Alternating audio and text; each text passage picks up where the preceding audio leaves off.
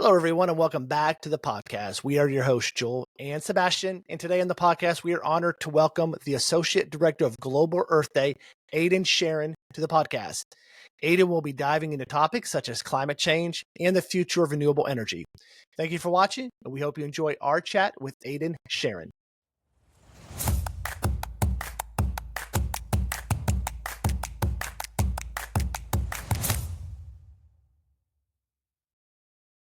So thank you, Aidan, for joining us today on the podcast. So before we get started, why don't you tell our audience a little bit about yourself and your journey to EDO?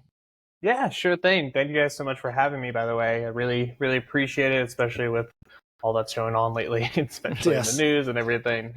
But yeah, my name is Aidan Charron. I'm currently the Associate Director of Global Earth Day, but my journey into the environmental field started when I was pretty young. I grew up on the Outer Banks of North Carolina, Rhode Island specifically, Manio even more specifically, so kind of island town. My parents were restaurant owners. Now they're just brewery owners. And so tourism was kind of my mainstay. I started working at a younger age than most. Started officially getting paid at 11. It's legal. Don't worry. Yes. And then realized that the environment is so, useful for the tourist industry and so useful for my, upbringing and so useful for when it came to economics in my local area, which is kind of a weird way to start it off for an environmental podcast, an environmental field, but that's kind of what I started in. In high school, I got more involved with the environmental clubs in my local community and the volunteering. I wrote a speech and presented a speech at an Oceana conference when I was really young. I think I was 16. I led a protest against our former governor, Pat McCrory of North Carolina, to protest against offshore oil drilling at a young age. I got actually pulled out of that protest because it was right across the street from my parents' restaurant because the fry cook ended up calling in sick, and my mom saw me standing up on a balcony yelling at the governor and was like, "You need to come down and you need to get into the kitchen." And I was like, "Yeah, give me 20 more minutes." And it worked out. I went to University of North Carolina, Wilmington, and pursued a degree in biology with a concentration in tertiary and freshwater studies, which is just a really fancy way to say wetlands and freshwater, with a minor in geographic information systems, which is also just a fancy way to say satellites and mapping. It's just the new version of cartography with a lamer name. But during college, I worked in restaurants and things, but then I started, dabbling in. I've been an avid scuba diver since I was younger, growing up on the Outer Banks. I worked for a dive shop when I was 19.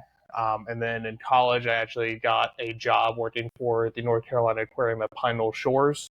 I would go there all summer. I lived with my brother and my sister-in-law for a summer, just working for the aquarium as a dive coordinator. So I was in there leading the scuba dives, doing presentations on mostly plastic pollution and climate change. And then, from there, I volunteered with them for a while. After college, I went and did wetland reclamation in eastern North Carolina in the middle of absolute nowhere, in a place called I guess it's outside of Englehart, and is in Hyde and Turl County, North Carolina. It's where a lot of black bears live, and people might be familiar with it because the Alligator River Refuge. It's where a lot of our red wolf population currently is in the United States. After that job, my now wife and I moved up to DC, where I was briefly a teacher, teaching middle school and high school science, middle and high school math. I really enjoyed teaching, but the hours were grueling, and the pay wasn't that great. So I pursued another job, found earthday.org through their climate education field and kind of the promotion of climate education and trying to implement climate education into all aspects of formal education and informal education. My background's in formal education, and I was like, well, that's really what I really like to do. Joined the team. They were like, we don't have a position in climate ed, but we have one in reforestation and plastic. And then from there, I just kind of moved my way up. My previous role was director of End Plastic Initiatives. I spent a lot of time focused on the health effects of plastic pollution and the petrochemical that are involved into it.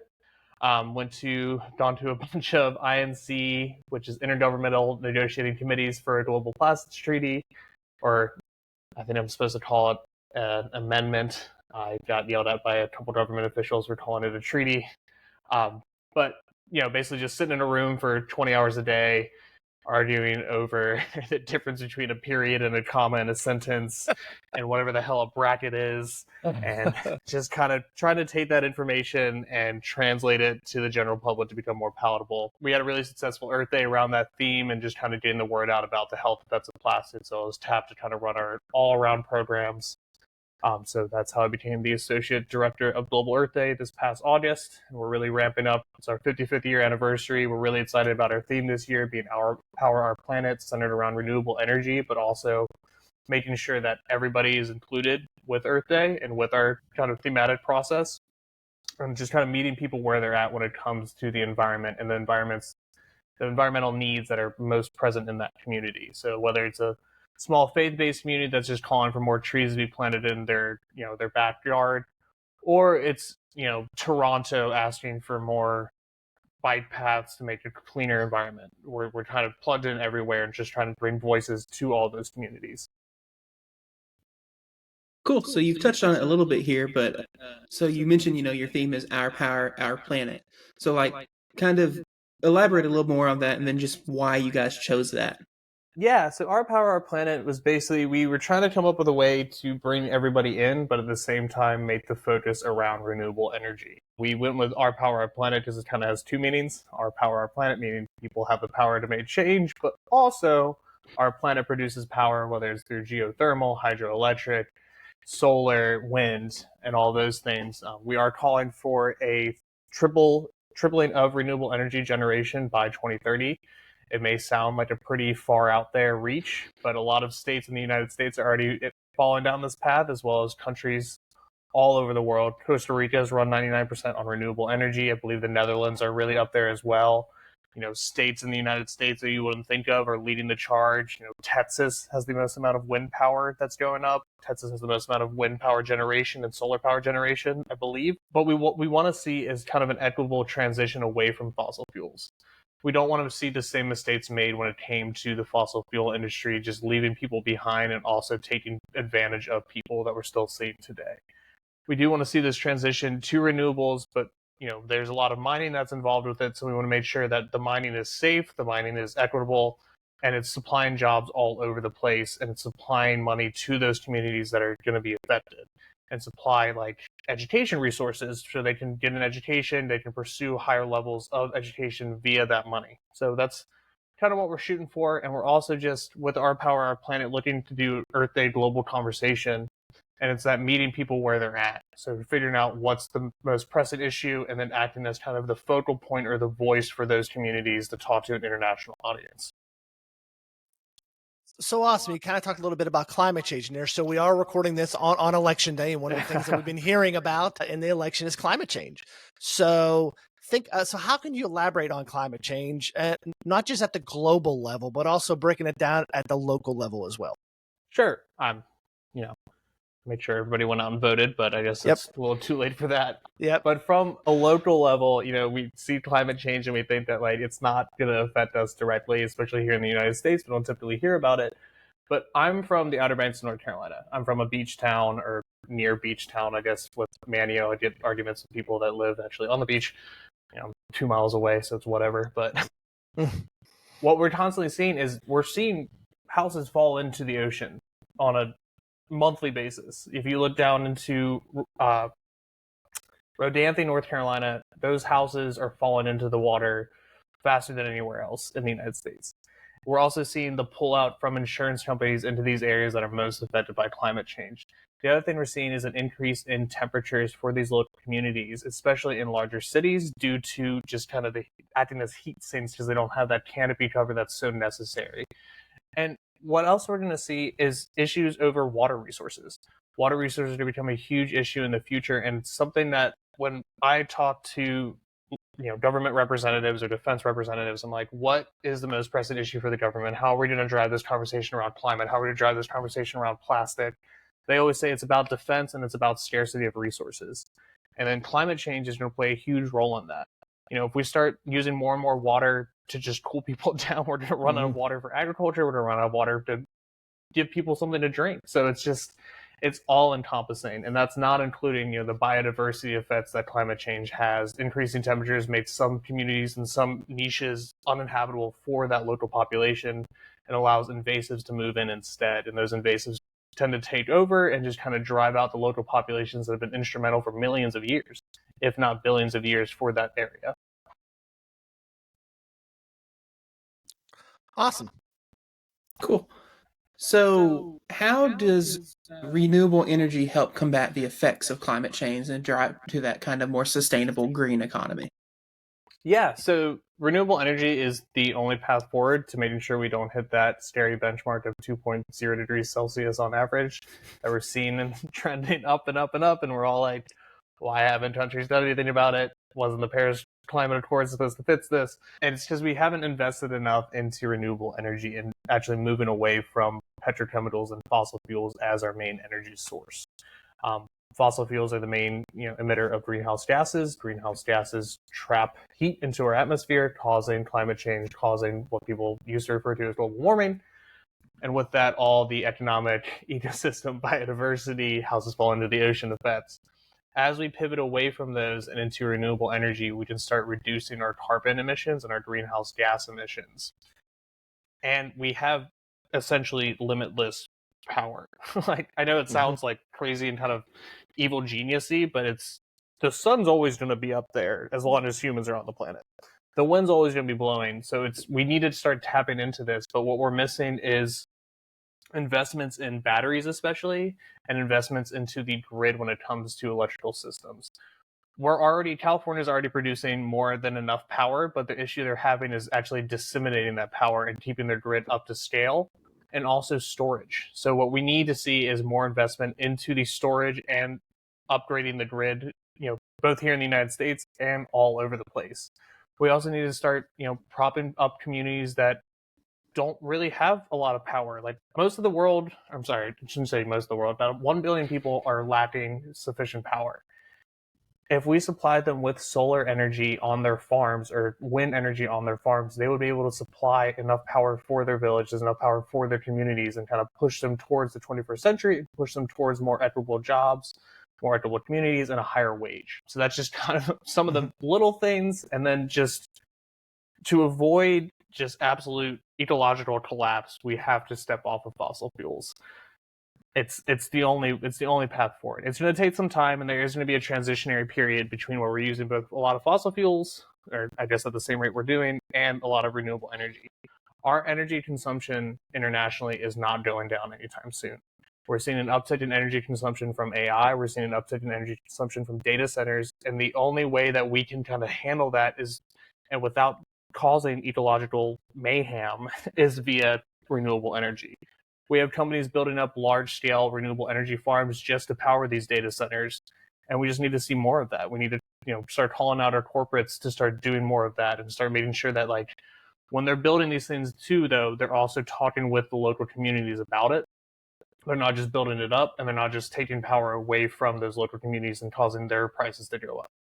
We're seeing it with, some of the larger ones being Google, Meta, and I believe it's Amazon have the 3 largest data centers, and they're all making their own power plants essentially. And the majority of it's run by renewable energy, which is great, and it's the way forward. So we're really hopeful to see that, but we just need to start expanding that into more places, especially in the global south. Global south being anywhere the southern hemisphere, most of South America, Africa. Australia falls in there, but Australia is more global north culturally. So yeah, awesome. Keeping with renewable energy, so what kind of advancements have we seen with renewables as it relates, you kind of talked about with AI and technology and investments, and are some people kind of hesitant to to invest in renewables, sort of thinking, hey, this could change 10, 15 years down the line? Yeah, I mean, something I like to talk about when talking about renewable energy is when we made the transition away from horses to gasoline-powered cars, we didn't have gas stations everywhere. Mm-hmm. We didn't have gas stations in every block. The way that people ran it is they'd buy gas, they'd take it home, they'd have their own storage facility for it. We're kind of seeing that now with, renewable energy and electric cars and those kinds of things. And I know people are hesitant and kind of wary of renewable energy because, you'll hear, since the sun doesn't shine, we don't have it. well, that comes down to storage issues, and we're amending those problems. Batteries are coming out that can kind of take that stuff and just store it for the next day, and then you have peak times to charge your car. Same thing with wind energy, and then hydroelectric has just been crushing it for ever. Hydroelectric power is a renewable energy source. There are some issues with it, which is understandable. There's going to be issues with any power source, but it is extremely efficient, and we can run countries off of renewable energy via hydroelectric, wind, and solar. I know it's scary because people are like, well, the windmills can kill birds. Domesticated cats kill far more birds than any amount of windmills will, ever. Domesticated cats. And we're not going to just start getting rid of our cats. Hopefully, I don't want to see that. Nobody wants to see that. Solar energy advancements, the amount of power that solar energy can produce is just constantly rising. And it's because people are realizing like this is the way forward, and we should be investing more into it because it's going to benefit your bottom line moving down the road. We're going to be spending less and less on energy as we move forward, as long as we invest right now. Yeah, we're starting to see a lot of that here. I mean, even in Arkansas, in the last 3 or 4 years, I've seen, huge 1,000-acre, solar farms go up. And I just found out talking with local utility company that there are things on the laws that say we have to phase out Arkansas, all of our coal power plants by 2027, I believe. So a lot of these companies are turning to solar to replace that power that they get from coal, which is good to hear. Yeah, I think one of the biggest issues we have when it comes to talking about renewables is there's the communications around renewables has been so.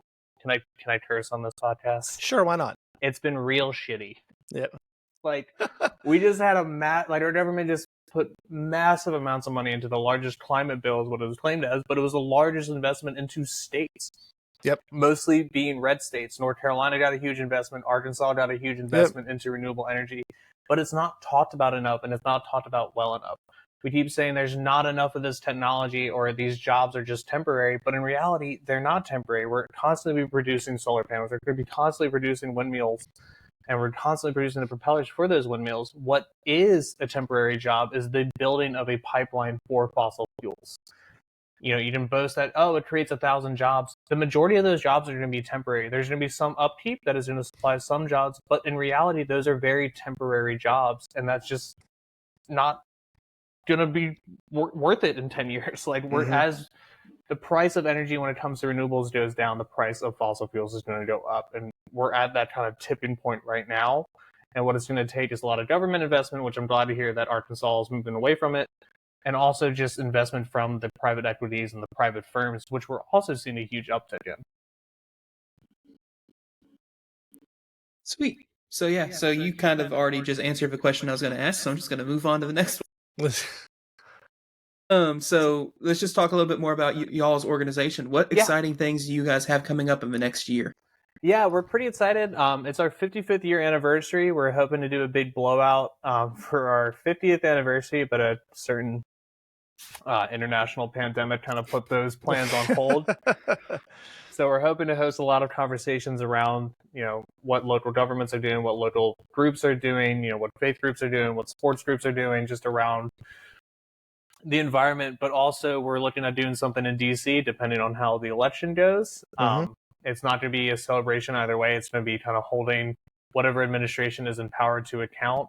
And then we're going to take that and go international with it. So we're looking at trying to do events in London, some of the largest cities in the world, London, Paris, Nairobi, Tokyo, I believe Busan, South Korea, Seoul, South Korea, New Delhi. I'm trying to think of all the ones that we have kind of lined up. So we're working with a lot of city organizations to get these kind of protests. I'm hesitant to say the word protest, or just more activations around calling for some movement towards environmental equity, and just making sure that everybody kind of has a say when it comes to environmental policies moving forward. When it comes to international treaties and international negotiations, it's a complicated issue that no one wants to really think about because everybody thinks it's too complicated. I've been to a few. It is complicated and it is a pain. But you shouldn't be afraid of it. What we hope to do is kind of act as the translators for those negotiations, whether it's, COP30 taking place in Brazil next year. We have COP29 coming up in Azerbaijan, but I don't really want to talk about that one. COP30 coming up in Brazil. We have the biodiversity COP that I just left from in Cali, Colombia, to talk about the importance of biodiversity when it comes to all these issues. We have the global plastics tree that we're hoping to get into some form of actuality and then turn into COP so we can negotiate further on it. It's all things that sound really complicated and hard to hear, but what we're hoping to do is kind of translate it to make it so everybody has a stake in the game and everybody has a role to play. Like, our local business owners are the ones most affected by climate change. The person that's, working a job in tourism is the one most affected by climate change. A person working in India with the rise in heat that's constantly going up is the one most affected by climate change. And they should have a voice, and they should have they have stake in the game, but they just need a voice. And we're hoping to use Earth Day as kind of that focal point as that voice for those communities. So great discussion day. Before we wrap things up, do you have any parting words you'd like to share with us? I just hope you guys got out the vote and hope that you celebrate Earth Day in 2025. And we're looking forward to really blowing it out this year and just kind of keeping up the momentum into 2026 and then beyond. So we're really looking forward to it. And we're really, really hoping that everybody starts to churn out, and we're hoping for that, at least 2 billion people activated that we normally get every year. And we're hoping to kind of expand that to 3 billion. It's a big ask from my boss, but I'm looking forward to kind of facilitating that conversation. So one of my fondest memories growing up was actually in, I think, 5th or 6th grade in our school on Earth Day. Everyone got a tree to bring home, a little oak tree to bring home like this and plant in our backyard. And as I drive past my old house when I visit my parents in Charleston, South Carolina, that tree now, I don't know, 30 years later is humongous. I was really worried you were going to say that it died instantly. No, I was so attached to that tree when we moved. So we were renting that house. And then 2 years after that, we moved literally 15 houses down the road and bought a house. I was like, Dad, I want to dig the tree up and bring it. He was like, yeah, I don't think it's going to make it if we do that. So we'll just leave it here. We can just drive by and look at it. So to this day, when I drive past that house, I see that huge oak tree in the backyard. So it's one of the fondest Earth Day memories that I have. That's great to hear. I mean, Earth Day is, typically the first introduction that people have to the environmental movement. We've been doing this since 1970. We're still working with our founder, Dennis Hayes, on coming up with these things and coming up with this messaging. So we're really excited to just get more and more people engaged each year. And we're really, really looking forward to, what 2025 has in store. Hopefully the environment is on the top of the ticket everywhere, and we're just really, really going to be pushing that messaging hard over the next however long I live. So, yeah.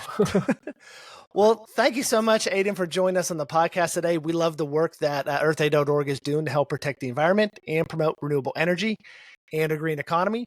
We hope to have you back on the podcast in the future to discuss some more topics around this issue. And we also want to thank our viewers for watching today. Don't forget to subscribe to our channel before you leave and tap that notification icon. Thank you all for watching, and we will see you again on our next podcast episode. So long, everyone.